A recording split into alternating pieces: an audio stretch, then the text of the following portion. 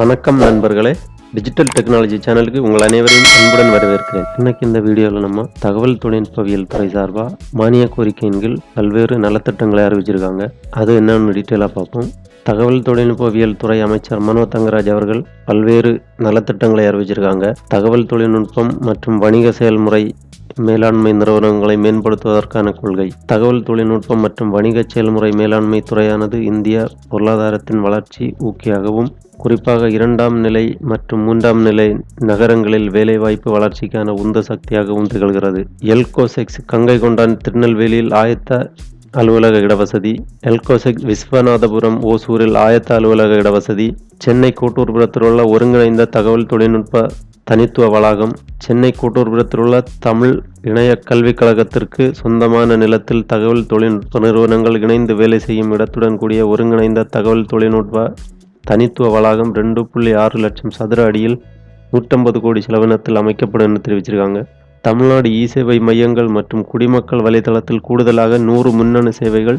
மாநிலத்தில் இ-சேவை மையங்கள் மற்றும் குடிமக்கள் வலைதளம் வாயிலாக தற்போது முறையே 191 மற்றும் 72 எண்ணிக்கையிலான அரசின் சேவைகள் குடிமக்களுக்கு வழங்கப்பட்டு வருகின்றன. இதனால் குடிமக்கள் சேவைகளை நேரடியாக தொடர்ந்து 24 மணி நேரமும் பெற இயலும். இ-சேவை மையங்கள் மற்றும் குடிமக்கள் வலைதளத்தில் தற்போது வழங்கப்பட்டு வரும் குடிமக்களுக்கான அரசின் சேவைகளுடன் கூடுதலாக 100 மின்னணு வாயிலான சேவைகளை வழங்க தமிழ்நாடு மின் ஆளுமை முகமை திட்டமிட்டுள்ளது அப்படின்னு தெரிவிச்சிருக்காங்க. அப்புறம் தமிழ்நாடு டிஜிட்டல் மயமாக்கல் வியூகம். தகவல் தொழில்நுட்பவியல் துறை வெளிப்படையான மற்றும் குடிமக்களை மையப்படுத்தி அரசாங்கத்தை வழங்குவதற்கான தொலைநோக்கு பார்வையுடன் அனைத்து துறைகளும் தங்கள் செயல்பாடுகளை டிஜிட்டல் மயமாக்க உதவுவதை தனது நோக்கமாக கொண்டுள்ளது. அனைத்து துறைகளும் தங்களது முக்கிய செயல்திறன் குறிகாட்டிகள் மற்றும் விளைவுகளை எட்டுவதற்கு தமிழ்நாடு டிஜிட்டல் மயமாக்கல் வியூகம் உதவும்.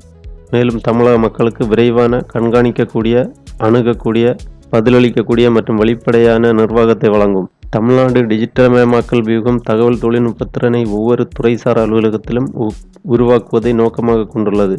அப்புறம் முக்கியமாக ஒரு தகவல் என்னன்னா, தகவல் தொழில்நுட்பவியல் துறை இனிமேல் தகவல் தொழில்நுட்பவியல் மற்றும் டிஜிட்டல் சேவைகள் துறை என மறுபெயரிடப்படும் அப்படின்னு தெரிவிச்சிருக்காங்க. கணினி தமிழுக்கான மென்பொருள் உருவாக்குதல், முதுநிலை தமிழியல் படிப்பு தொடங்குதல், தமிழ் இணைய கல்விக் கழகத்திற்கு கணினிகள், மடிக்கணினிகள் மற்றும் இதர உபகரணங்கள், நூல்கள் மின்னுருவாக்கம் மற்றும் தமிழ் மின் நூலகத்தினை நவீனப்படுத்துதல், தமிழ்நாடு கலாச்சார மின் நிலவர ஏடு. அப்புறம் முக்கியமாக கன்னியாகுமரியில் புதிய தகவல் தொழில்நுட்ப கட்டடம். கன்னியாகுமரியில் 50,000 சதுர அடியில் ஆயத்த அலுவலக இடவசதியுடன் கூடிய புதிய தகவல் தொழில்நுட்ப கட்டடம் ரூபாய் 50 கோடி உத்தேச செலவினத்தில் உரிய ஆய்வுக்கு பிறகு அமைக்கப்படும் அப்படின்னு சொல்லியிருக்காங்க. இந்த மாதிரி முக்கியமான அறிவிப்புகளை தகவல் தொழில்நுட்பவியல் துறை சார்பாக வெளியிட்டிருக்காங்க.